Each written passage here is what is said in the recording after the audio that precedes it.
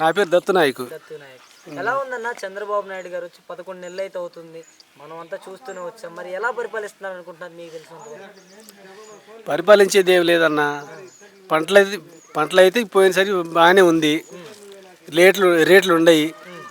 ఈసారి అయితే మాత్రం రేట్లు లేవు.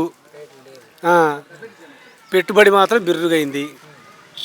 అది కూలోళ్ళకి మిరగాలు పండించిన వాళ్ళకి వాటికే సరిపోయింది. మేము కూలోళ్ళకి వాళ్ళకే సరిపోయింది. పండించింది మొత్తం వాళ్ళకే సరిపోయింది. ఏం లేదు, మిగిలేదేమి లేదు.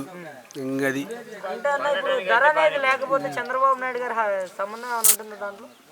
చంద్రబాబు వైఎస్ఆర్ గురించి వాళ్ళ గురించి మాట్లాడేది ఏమి లేదన్న.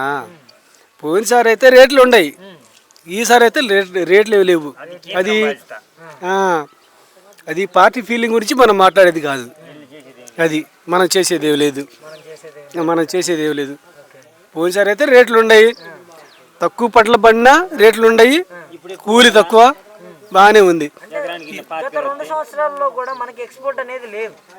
మరి ఎక్స్పోర్ట్ అనేది లేదు, ధర ఎలా కొనసాగింది అంటారు? ఇవన్నీ మాట్లాడితే మనకు అర్థం కాదన్న.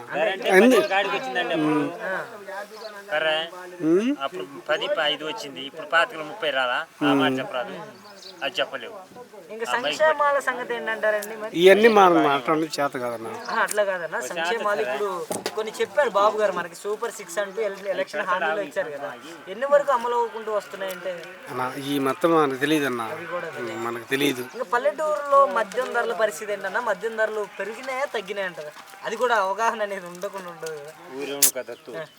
మద్యం ధరల గురించి కారం పొడి పోయి తెచ్చుకుంటారన్న.